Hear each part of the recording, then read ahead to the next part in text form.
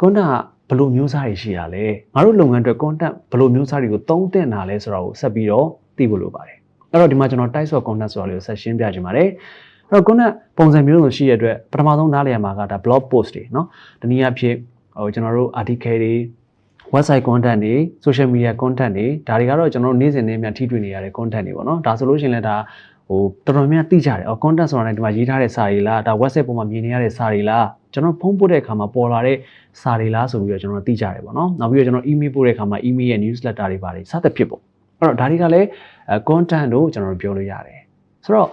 အရေးကြီးတာကဘာလဲဆိုတော့အရင်ဆုံးကျွန်တော်တို့ content ကိုလေ့လာတဲ့အခါမှာ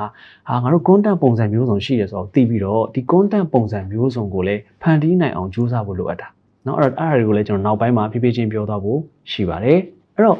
ဒီလိုမျိုးပုံစံမျိုးစုံရှိတဲ့ content တွေကမှကျွန်တော်တို့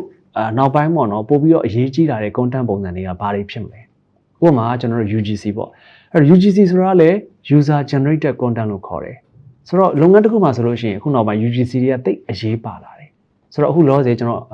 UGC ရဲ့အဓိပ္ပာယ်ကိုရှင်းပြရမယ်ဆိုလို့ရှိရင်ကျွန်တော်တို့ကcopy sign design ကိုရောက်သွားတယ်။ဒီ copy sign ရဲ့ decoration တွေကအရန်လှတယ်။အဲ့တော့ကျွန်တော်က copy အောင်လာမချသေးဘူးပေါ့နော်။ selfie ရိုက်ပြီးတော့ post တင်လိုက်ပြီးတော့ကျွန်တော်တို့က sign ကိုတက်တွဲလိုက်တယ်ပေါ့နော်။အဲ့တော့ sign က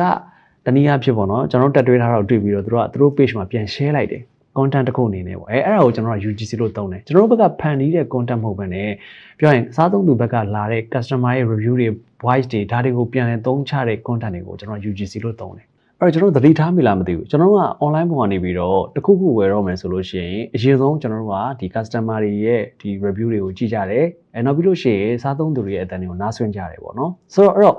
ဒီ UGC ရဲ့အသုံးဝင်ပုံကလည်းယနေ့ခေတ်မှာအရင်ကမှနားလည်ဖို့လိုအပ်တယ်အဲ့တော့ content writing လုပ်မဲ့သူတွေကလည်းကိုယ့်ရဲ့ဒီ page တွေလုပ်ငန်းတွေအတွက်ပေါ့နော်ဒီ UGC တွေကိုလည်းအသုံးချနိုင်ဖို့လိုတယ်